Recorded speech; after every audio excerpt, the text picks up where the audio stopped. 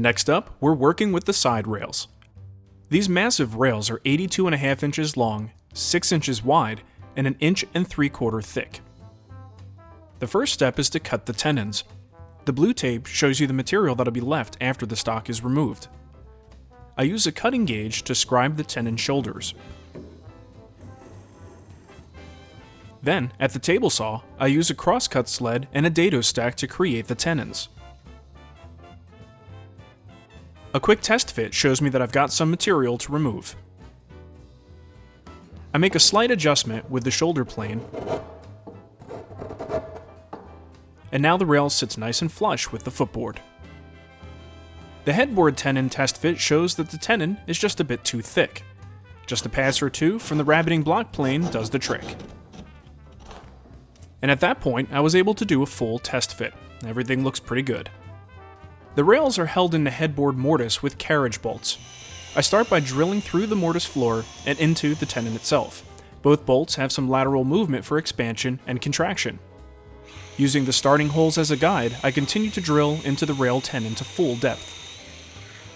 On the underside of the rail, I use a Forstner bit to drill the nut access holes.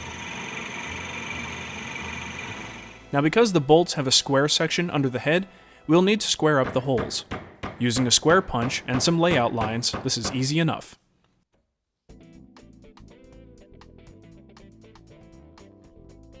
Now for the footboard side of the rails, I'm using a simple drill guide to drill the holes into the tenon.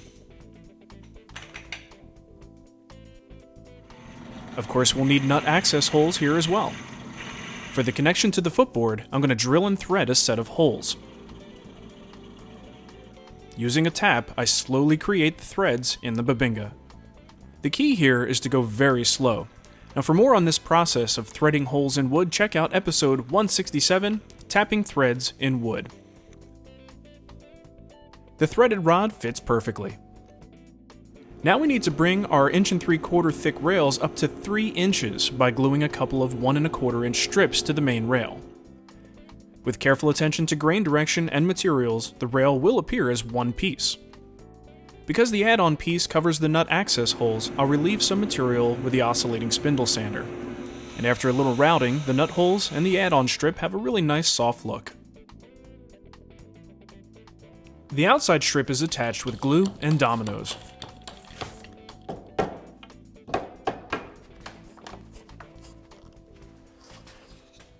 Alright, so I got a nice bead of squeeze out all the way across. Added quite a few more clamps just to make sure, because I love clamps. And it looks pretty good. I think we can let it dry now. After the glue dries, the surface is scraped and sanded smooth. The inside strip is treated a little bit differently, and it receives a rabbet. The strip will then be attached to the inside of the rail with epoxy and screws for extra strength. The screws will go in at a slight angle, so I have to use a shim at the drill press to make sure that I'm drilling correctly. Now I add some epoxy to the strip, and notice that I'm using blue tape to catch any of the epoxy that might squeeze out. A few clamps later, the rail is in place and ready to dry overnight. Yeah, I said a few clamps. The next day, I remove the tape and then chisel and scrape away the remaining glue residue. The screws are really just an insurance policy, so those can be driven now into the pre-drilled holes. To cover the screw heads, I cut my own plugs from scrap and drive them in with glue. Once the glue is dry, I can trim them flush with a flush trim saw.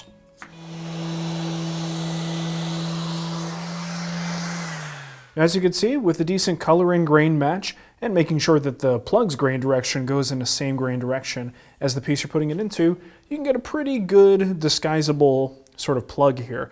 Again, underside, not too worried about it, but if this were something exposed on the face, I probably would be a little bit more selective about which piece I used for this slot, because it still, to my eye, is at least fairly obvious.